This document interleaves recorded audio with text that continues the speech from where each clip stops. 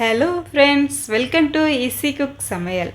இன்றைக்கி ஒரு sweet recipe தான் பார்க்க போகிறோம். காசி அல்வா.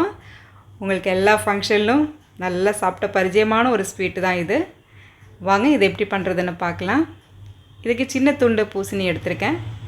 அதோட தோல் சீடெல்லாம் எடுத்துக்கலாம். இந்த வெண்பூசணியில் நிறைய விட்டமின்ஸ் மினரல்ஸ் எல்லாமே இருக்குது.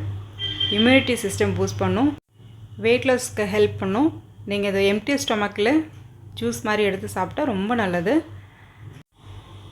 லோ கலோரி ஹை ஃபைபர் இருக்குது இந்த வெஜிடபிளுக்கு.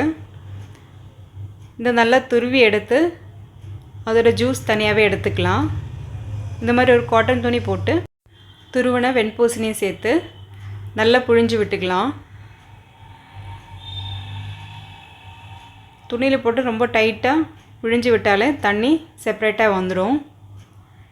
இந்த தண்ணி வேஸ்ட் பண்ண வேண்டாம், நம்ம இந்த குக்கிங்க்கு தேவைப்படும். இது பாருங்கள் எப்படி வருது தண்ணின்னு பாருங்கள், நல்லா வந்துடுச்சு.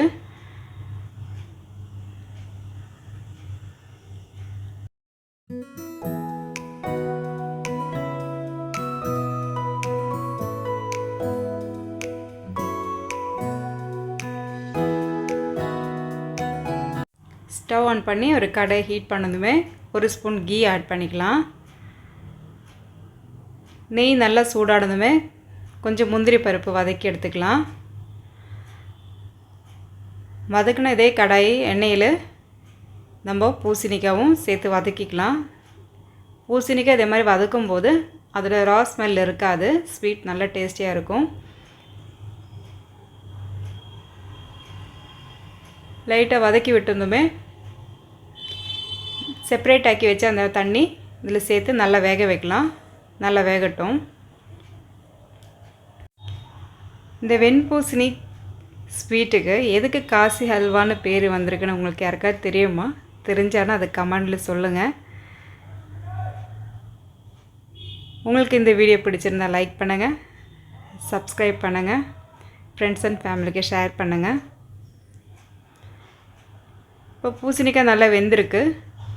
இதில் நம்ம எடுத்து வச்ச தண்ணி சேர்த்து நல்லா வேக வைக்கலாம். நல்லா வேகட்டும்.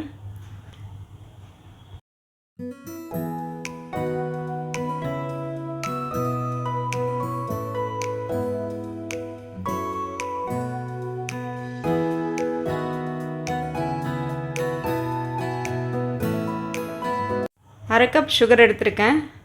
ஆனால் அதிலும் கம்மியாக தான் நான் போட்டிருக்கேன் சுகரை, ரொம்ப அதிகமாக எடுத்துக்கல. நீங்களும் பார்த்து போட்டுக்கோங்க சுகரு. சர்க்கரை சேர்த்ததுமே நல்லா மிக்ஸ் பண்ணி விடுங்க. நல்லா மிக்ஸ் ஆகட்டும் சர்க்கரை.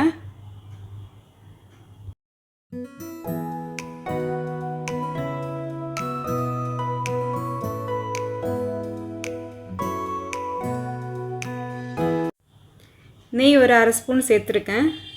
கொஞ்சம் ஏலக்காய் பொடியும் சேர்த்து நல்லா மிக்ஸ் பண்ணி விடலாம். நல்லா மிக்ஸ் ஆகட்டும். கலருக்கு நான் எல்லோ கலர் கொஞ்சோண்டு சேர்த்துருக்கேன். உங்களுக்கு விருப்பமுள்ள கலர் சேர்த்துக்கலாம். இல்லைனா கொஞ்சம் குங்குமப்பூ கூடி சேர்த்தா நல்லாயிருக்கும்.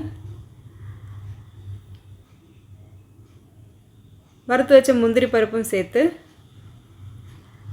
நம்மளோட சுவையான காசி ஹல்வா ரெடி. நீங்கள் எல்லோரும் சமைச்சு பார்த்து டேஸ்ட் எப்படி இருக்குன்னு சொல்லுங்கள். சாப்பிட்டு என்ஜாய் பண்ணுங்கள். தேங்க்ஸ் ஃபார் வாட்சிங்.